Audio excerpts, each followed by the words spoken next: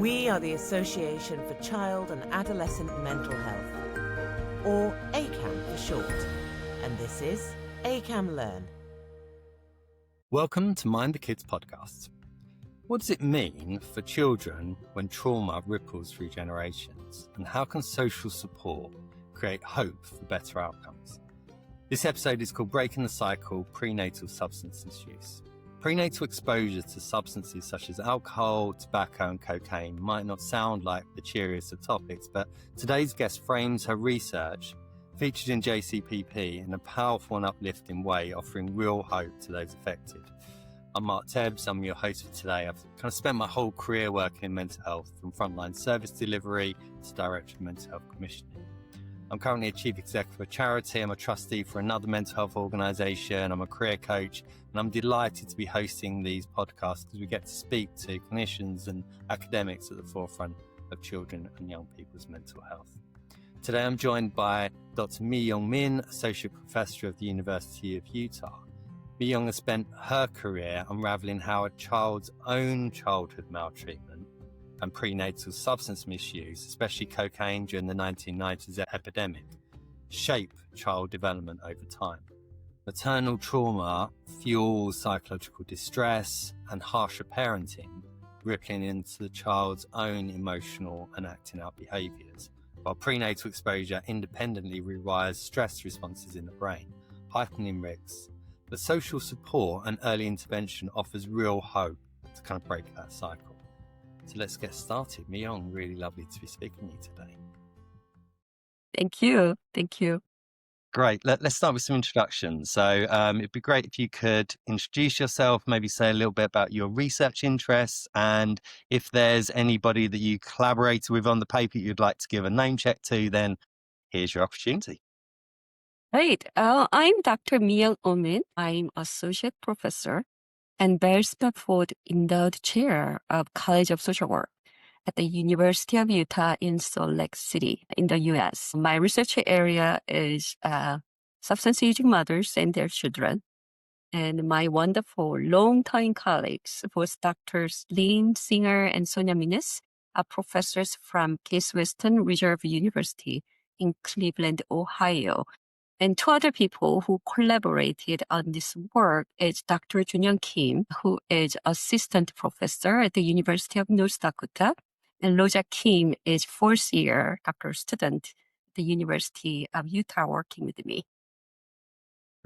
Let's start at the beginning. So I'd be really interested to hear what kind of drew you to this area of research. Why were you particularly interested in mother's own childhood experience and what impact that had on child development? I'm very interested in various biological and interpersonal and ecological factors shaping human development, especially for children and adolescents.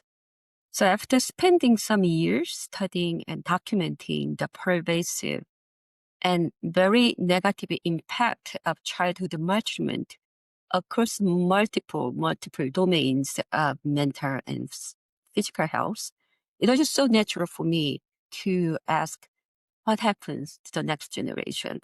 I kept wondering, how do these experiences echo through families? That question really drove me to extend the scope of the investigation to the next generation. So many listeners will be familiar with the impact of childhood or maternal trauma on childhood development. It'd be really useful just to kind of give a little bit of a background in terms of before this study, what was known about that kind of intergenerational transmission of kind of trauma? So most study really focused on maternal psychological functioning, such as psychological distress and parenting behavior, as a main mechanism connecting mother's childhood trauma and their own child behavior problem, which makes sense given that importance of mother's influence on children. What we found somewhat missing is that few studies examine the intergenerational impact of maternal childhood maltreatment in the context of prenatal substance use. Because we know, right, and multiple studies also showing that there is a strong relationship between childhood maltreatment and subsequent substance use. So we really want to connect these dots. Our study, because of very relatively large sample size with developmentally appropriate measures across, in this case, 12 years of study, it provides very rare ability to look into complex intergenerational effects. Okay, so were you seeing whether substance abuse was the kind of mediating kind of factor between trauma and then childhood outcomes? So I think that was our original hypothesis, and that was our original motivation. But in our study, no, it was not. The prenatal substance exposure is related to child behavioral symptoms, especially externalizing behavior, but not through mother's trauma or mother's kind of adulthood maltreatment. So it is kind of independent risk process. Okay, right, yeah. Okay, so look, let's get into this into more detail then. So it was a longitudinal study. You followed families for a kind of decade. So could you describe how you went about the kind of methodology?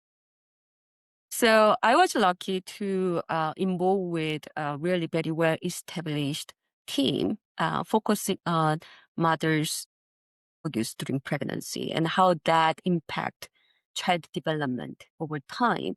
So these children are actually recruited due to mom, right? So this study sample, we have about 400, but for this particular study, it's about 300 first mother and child diet. And as I said, it recruited mother from hospital when they come to hospital to deliver. And it is Midwest USA and also urban teaching hospital. So they were recruited originally for a study to look at the developmental effects of prenatal cocaine exposure. At the time in US, cocaine was really big issue. It's like opioid endemic.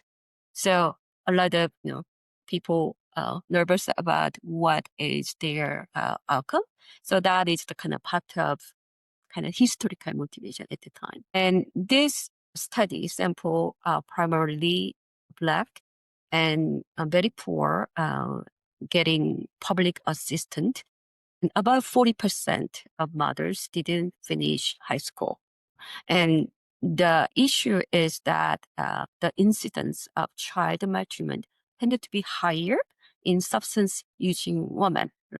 So this is very good sample to test, to study intergenerational transmission of maternal childhood maltreatment and the potential role, right, possible role of prenatal substance exposure to extend our understanding about child psychopathology. Okay. And did you just kind of, was it mainly focused around cocaine use, or were there other kind of like drug uses that you were studying? Well, that's a great question. No, we usually that when women use cocaine, they use other drugs too, like alcohol, marijuana, tobacco. So a lot of times, most times, cocaine users are poly drug users. So we collected data on alcohol, marijuana, tobacco too. And also we collected like months prior to pregnancy and each trimester, first, second, third trimester, and kind of ask about their amount and frequency of use and even the money they spend. And also for cocaine, we used meconium, which is baby's first stool to detect mother's cocaine use. So you mentioned it was a longitudinal study and you kind of followed the families over a long period of time. So could you kind of describe the kind of sequence of the research? Oh, yes. So we recruited women, right, the mothers, when they come to a hospital to deliver. And there we kind of collected the mother's urine and infant urine and the meconium.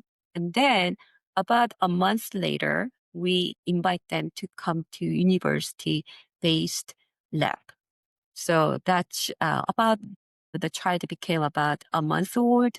So at the time we collected the mother's drug use like alcohol, marijuana, and tobacco use. And then around 4 years visit, we asked mothers about their own childhood maltreatment experience. So sexual abuse, physical abuse, emotional abuse, and physical neglect and emotional neglect. And when the child become around 10 years, the mothers also reported their psychological distress, so mental health symptoms, and also their parenting practice, which more involving some kind of maltreating practice, like shouting, hitting, that kind of.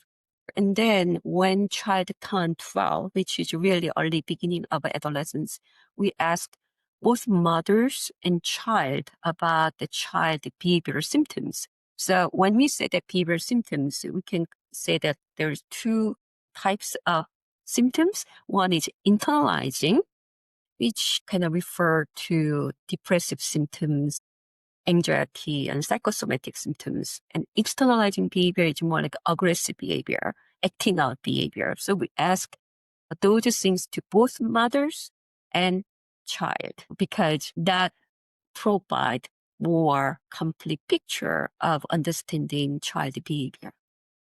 Okay, brilliant. Really super clear. And were the families receiving any intervention during this time? Were they receiving any kind of like therapeutic support or was it a mixture?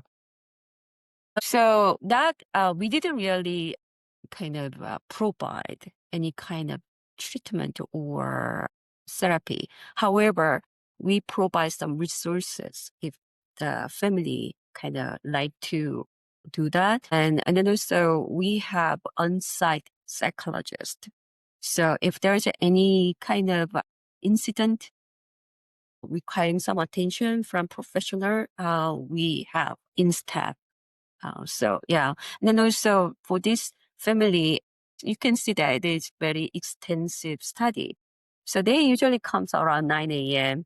and we provide some light breakfast. And then they stay for lunch. So we provide also lunch. Then usually it ends like 2 or 3 p.m. And in the beginning, these mothers, so they are bring infant, right? And also sometimes they have siblings, right? So we have some playroom and lots of fun animation movies for small children. And then also we fed that children too. So it was quite kind of family outing event. And for those women who cannot drive themselves because they don't have car or it's not easy to use public transportation, then we have contract with a taxi driver we hire. And that taxi driver went to the mother's, the family's house and then bring them. And then when the assessment done, then that taxi driver drove back. So we provide really good support to really make this study successful and not to lose women. Very good high level of retention rate. Amazing. What did you find? What were the key findings from the work? This is quite complex because we have, so you can think about that, those mothers' childhood maltreatment. They recollected, right? But historically that occur first. And then mother's drug use during pregnancy. And then we have the mother's report at age 10 when their child was 10, like their mental health symptoms, psychological distress, and also parenting behavior, which is self-report. And then at age 12, mother reported internalizing symptoms about their child, right? That depressive symptoms and anxiety and psychosomatic symptoms. And also externalizing behavior, like acting out behavior, aggressive, disruptive behavior. And then also the child own reported internalizing and externalizing. So we have like 4 outcome variables here. You can see the mother's childhood maltreatment experience, drug use during pregnancy, and the mental health symptoms, parenting. So we have like 7 key variables. And also we control for other factors like child gender, and then also, the mother's kind of home caregiving home environment, and then also some kind of socioeconomic status proxy variables. So we control for those things. So what we found is that the mothers, the higher level of maltreatment exposure is related to mothers' higher mental health symptoms.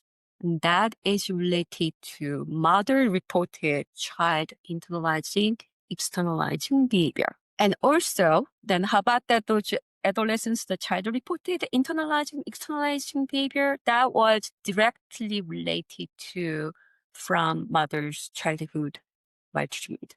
So what that means is that regardless of who is providing the information about child behavior problems, there was relationship between mother's childhood maltreatment experience and the child, their own child, offspring behavior problem, right, at age 12. So that's the one finding. The other finding, what our study was very interested in, is that whether the mother who have childhood maltreatment experience is related to prenatal drug use. The relation was somewhat weak, what we call marginal relationship. It's, statistically, it's more than 0.5 value, but there's some link there, right? But it was not significant. But those, the mother's drug use during pregnancy is related to child-reported externalizing, acting out behavior, not internalizing, or not mother-reported internalizing or externalizing behavior. So what this telling us, right? So it looks like the mother's childhood maltreatment experience, that effect going through mother's functioning, obviously, and to affect child behavior problem, regardless who is really talking about their behavior.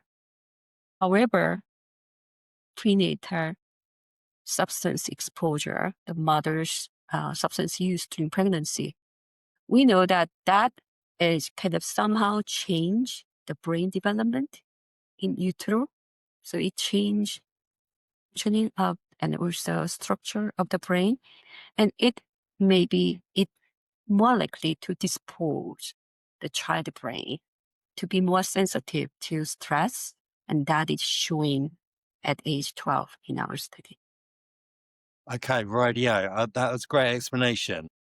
So could we take those two separate findings and unpack them a little bit? So that so the first finding, could you give like an example to kind of bring it alive for the listeners around kind of what that would look like from a kind of lived experience perspective? So we know that like the mother's kind of mental health status is so critical for child development. That's why we really also trying to provide some support to the mothers, right, especially young children. So one example might be that you can think about like if the mother, like if you don't have good ability to regulate your own emotion, it's very difficult to help child to regulate their own emotion, right? And also when you have a lot of stress, whether it's coming from, in our study, it's really about childhood maltreatment history.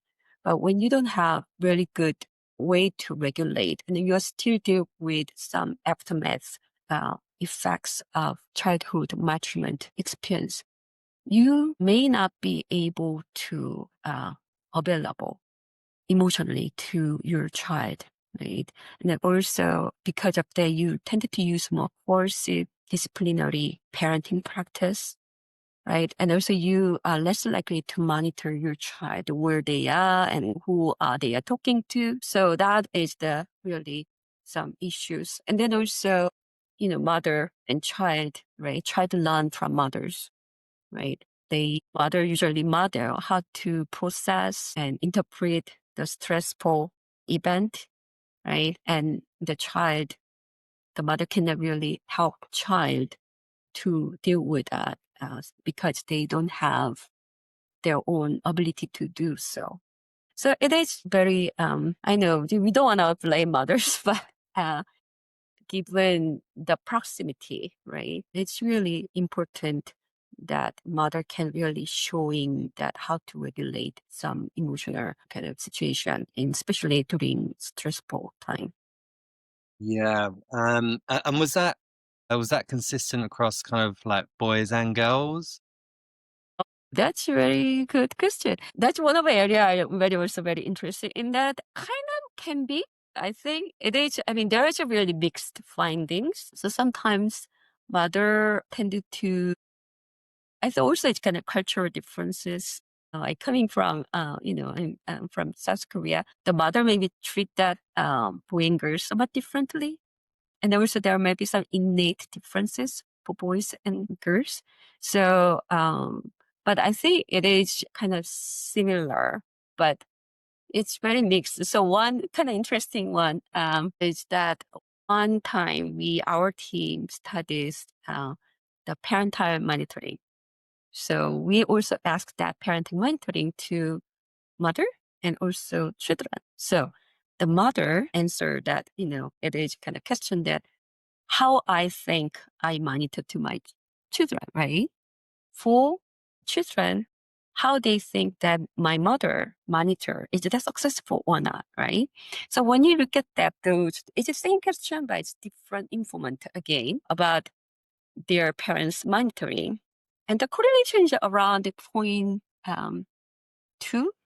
So it's not that strong, but there's some okay correlation. But when we divide it into boys and girls, it's very different. So for boys, the mother's assessment about how I monitor to my son and how that boys think that their mother monitor me, no correlation. No correlation. However, girls, the correlation is around 0.3-ish. I think slightly above 0.3. And that's why we have like half boys, half girls. It combined is around 0.2. So I have 2 children. I have daughter and son. At the time, it was like they are like 10 and 11. And I thought, oh my God, what I think I do to my son? It's nothing what my son think that I'm doing. So, well, guys, that's warning. So when you have son, you may need to be extra careful. So that was kind of interesting. So yes, there is some differences. However, I think the studies are some are mixed. And also it's complex. You can think about that there is kind of biological hormone differences. And then also the society treat boys and girls differently, right? You expect more to boys. You expect boys to be more risk-taking. Go out there, try. But for girls, you are protective. That's why I think that the correlation between the mothers and girls, daughters, correlation is higher because the parents are more, provide more kind of monitoring, high levels of monitoring, right? So, and you worry more about your daughters, than son. So there's differences in multiple levels, parents and teachers, whether it's good or bad. And because of that, girls are more shy, right, from taking risk, and boys are encouraged to take so when you think about that accumulation over lifetime, even if the lifetime may be 10 years, 12 years, or 15 years, what can be done? And also maybe there might be some conflict between either side, between what you want versus what parents or teachers or society expect from you. So it is kind of, yeah, it's not easy. You think that it can be very simple, but it's not. Absolutely. I just wondered whether the study opens the door to interventions, whether the kind of like the work that you're doing and particularly that finding kind of like opens the door to kind of opportunities to work with mothers around their own psychological well-being as a kind of an opportunity to impact on kind of offspring's outcomes. About how we can help these families. So for me, the social support, I know it sounds very, of course, right? But that's the really key. I really think that because that providing support, and of course, the support can be so many different things. But the social support, if we provide the mothers, so if mother think that I have some social support, think about that. It's something that backup or some safety. You can go back there to ask help, right? And I will be okay, kind of social support, right? So that will really help mother to be a mother they want to be. They can be more calm with their child. They can more engage with their child, and they can also take care of themselves. So I think that kind of social support and like having good network of people who are really willing to help provide. And even if it's not realized, just the mother think that I do have that support, right? In emergency, these are the people I can rely on and I'll be okay. And my kid will be okay because of these people. So that core group of people providing social support will be the really key. And having that, and also the other thing is that if mother has a good social support and good social network, right, providing people to mothers, and that also, I think, direct impact benefit to the child because the child will participate that network through mothers. I'm thinking about also I'm Christian and go to church every Sunday. The children, my child, they are also taken care of. My my church colleagues, and then they make friends through that organization. So that relieves some kind of pressure from parents, and also the child really participate that extended group of people, and that each people may provide some kind of opportunities to model the child and also connected with other resources and opportunities. It really is not just mother, but also to providing that kind of very socially enriched environment to Yeah. not only to mother, but also child. Yeah, the power of the community. Yes, community, yes. And then I'd like us all to just kind of touch base on the kind of that second finding. So you kind of mentioned about the impact of drug usage on kind of brain development. So could you tell us a little bit more about that? That's there's a whole field of studying that area, and it's hard area to study because you cannot really test with humans. So a lot of study is done with animals like rat and even some fly. But what we found is that it kind of change some brain structure and functioning, especially in relation to stress response. So my study group is more focusing on cocaine, and you can see that this study is kind of secondary data analysis using the data set that collected for the developmental outcome for prenatal cocaine exposure. So what we found that it may not showing in the beginning, but there is some really quite good evidence that the prenatal cocaine exposure tended to restrict brain development, meaning that there is really affecting some cognitive development, which can have multiple implications for human development. But also it really affects some brain functioning that deal with stress response. So what that means though is that when you have, in life, they're full of stresses, right? Whether it's small or big, or whether you can deal with or you cannot. But the thing is that your threshold to deal with those stress, your ability, your capability to process and cope with that stress is low. And so that's why it increases vulnerability to psychopathology, exposed to kind of either alcohol or, other types of drug can, it's like that. I'm not really talking about very specifically, but because that's such a huge work out there. But what we found in general, it really related to our compromised ability to deal with stress response. So because of that, they are more prone to, right? Everything equal, even if you are exposed to same level of stress, if somebody is exposed to a prenatal substance, their ability to deal with stress will be lower.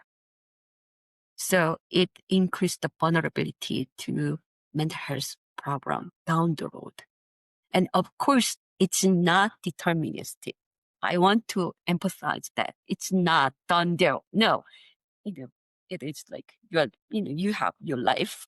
We are talking about what happened when you are in mother's womb. So if you have really good enriched environment, that relationship will be weak. But think about that. If the woman use cocaine or other drugs during pregnancy, that means that the woman has problem, right? Substance use problem. How she got there, we don't know. Maybe, but childhood neglect abuse may be one of big, contributor, right? And also they tended to, come from poor background. So their life opportunity may be limited. So they didn't have a chance to really kind of explore and get. But anyhow, that prenatal exposure to substance predispose some vulnerability to those affected child or human being in terms of psychopathology. Okay. And was that seen in both kind of internalizing and externalizing kind of behaviors? That's a good question. That's excellent question. In our study, it is more related to externalizing behavior, although it's really depending on also what kind of substance. So I think what we found that is, cocaine is more related to externalizing behavior. Alcohol is, I think it can be both internalizing and externalizing behavior. And then for my previous study, we found that tobacco, the smoking, is related to internalizing behavior. And of course, you need to really think about it is also depending on the dosage, right? So how frequently and how much the woman used those drugs during pregnancy, and also when, right? So it's like during 10 months period of pregnancy, that sensitive time might be different. So that is and then also, even if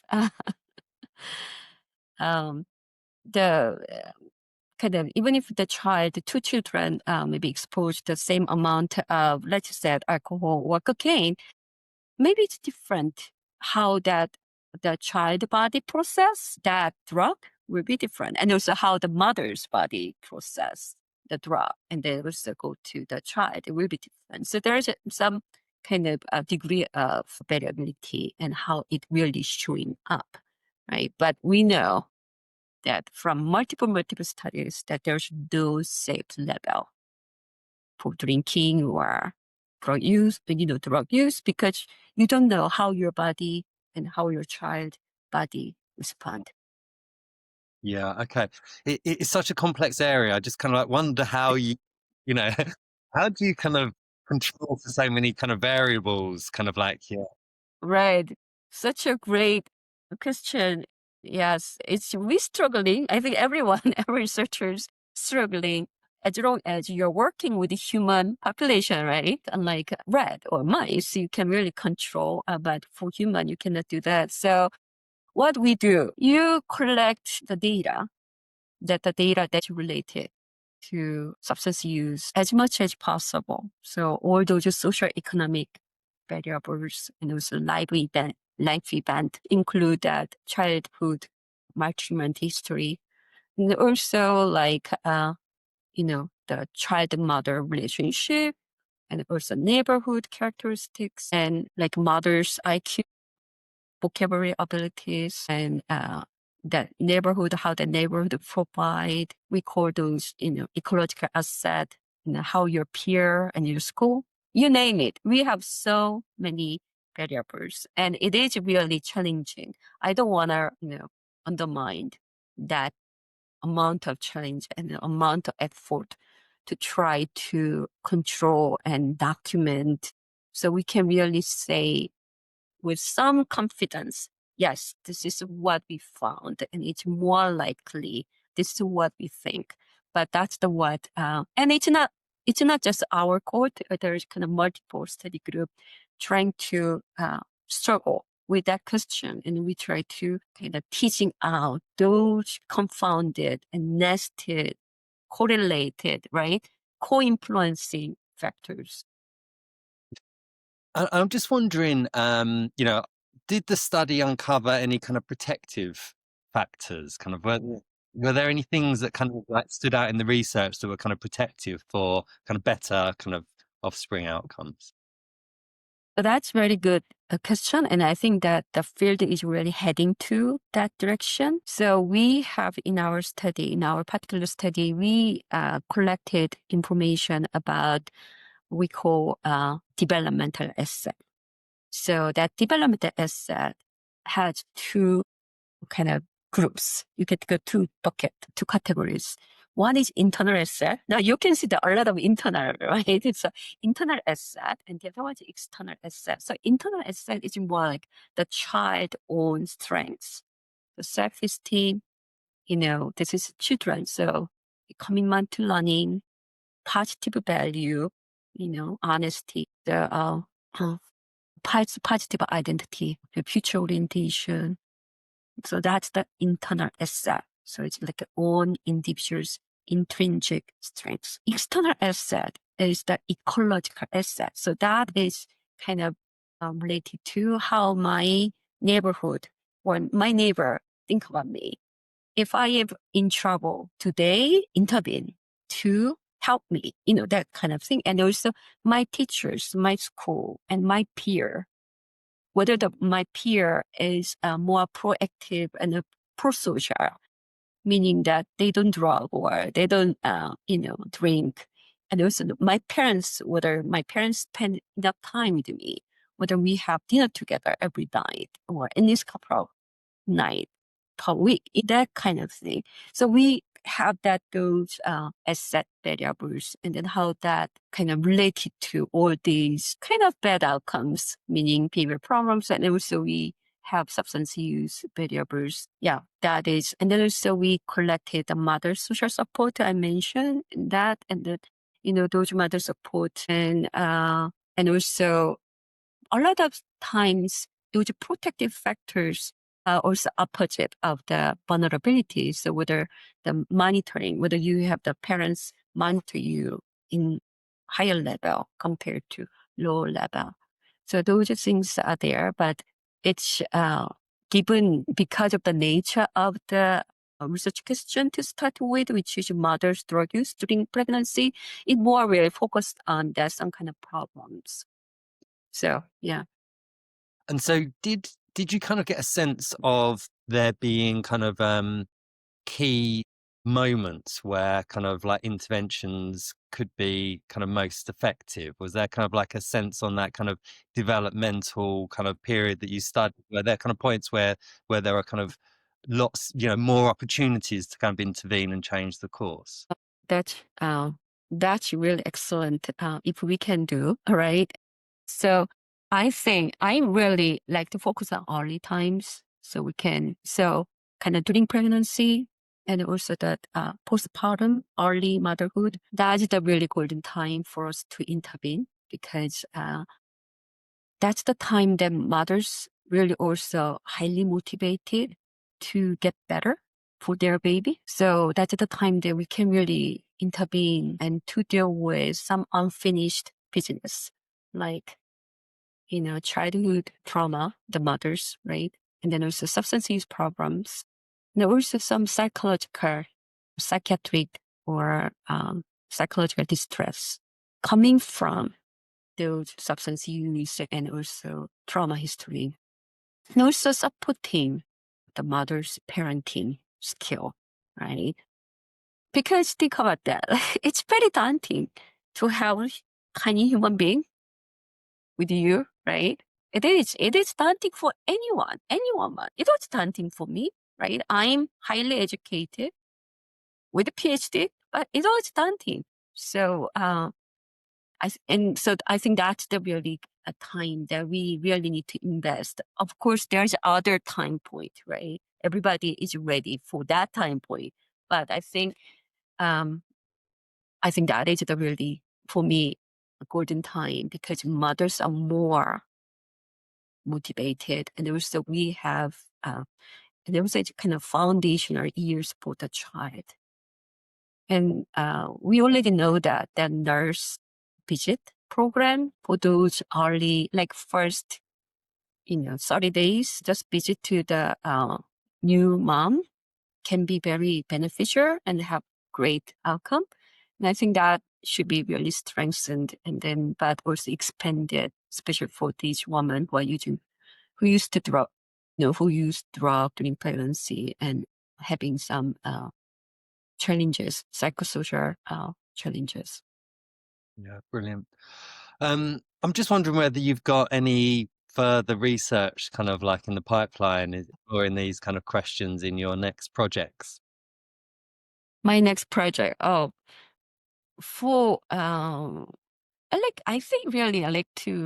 mentioned a lot about support, right? And I think it is really key. And then I think it is key for every human being, but especially when these women, especially when they taking care of our collective next generation, right?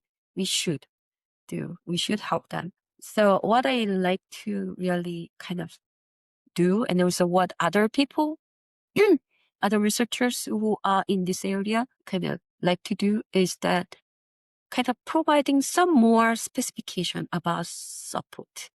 All right. What kind of support? What kind of nature of support, right?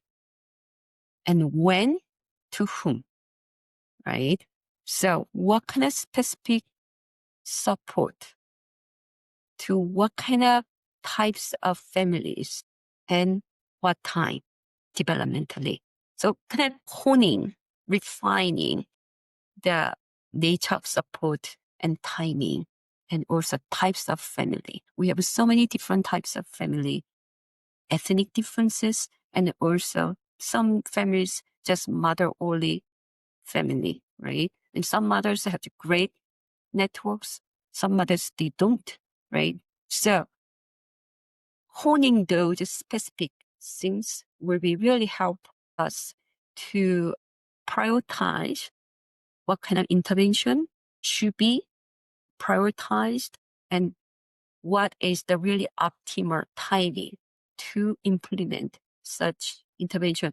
So I know it sounds very big and vague, but I think that's what we, to do. We have been very good at documenting the negative effects of the childhood history of trauma. And also now we know that it really going to generations, hopefully just can stop, but maybe who knows, right? There's kind of go to second, third, fourth generation if we don't really provide intervention. And the thing is that child enrichment, we can prevent, right? You are not born with that culprit. So we can prevent. So we should do. And I think having that kind of support in multiple levels, like interpersonal and also school and educational, right? And neighborhood and community, and of course, policy level in multiple layers to provide the support. I think we can do. Hopefully we can do. So we can really reduce the number of, maltreatment instance. Yeah, amazing. It's such an interesting area, such an important area.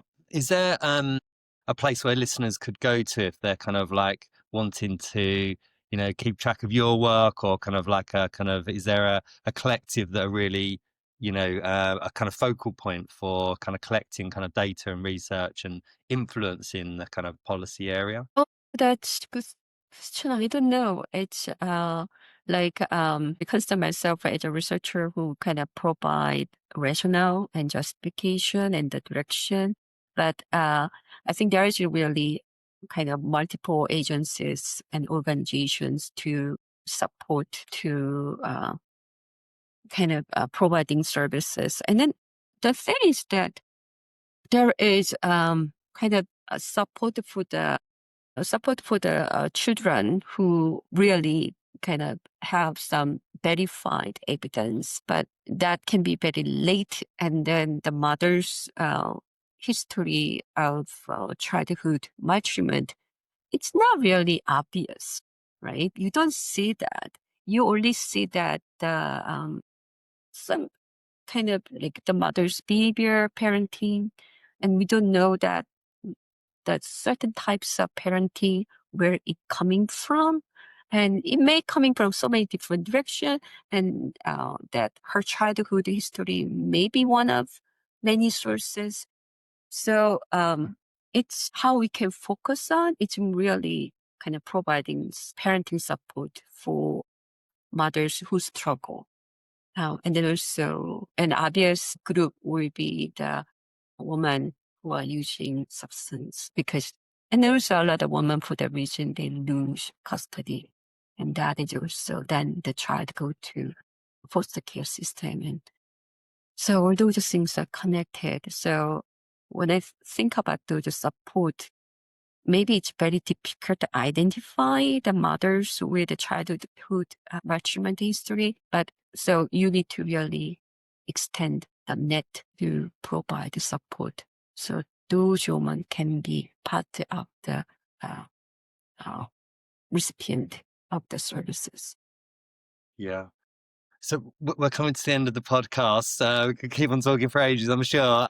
I just wonder whether, is there like a final kind of take-home message that you'd like to kind of share? So the last thing, I want to really emphasize is that if there is anyone kind of know that their mothers use drugs during pregnancy, and I really want to say that is not deterministic. It can change. Yes, it's not fair. You can overcome. And also mothers who feel sorry about their child because of their lack of ability.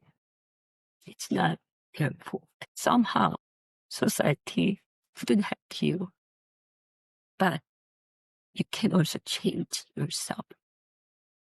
So hopefully that my talk, it's not really providing some pessimistic, negative outlook. Our study also showing that as you can say, not every woman who experience childhood trauma use drugs during pregnancy, right? And every woman, any woman, not every woman who use drugs during pregnancy, their child having problem. So there are just some good things in life that make you turn around. So just trust that force. Sorry that we don't really pinpoint what it was. However, what we suspected is that will be the social support, right? So that I think I want to really flip our story, although we are trying to see that the relationship with the child behavior problem, it's not guaranteed. And there is power of not guaranteed.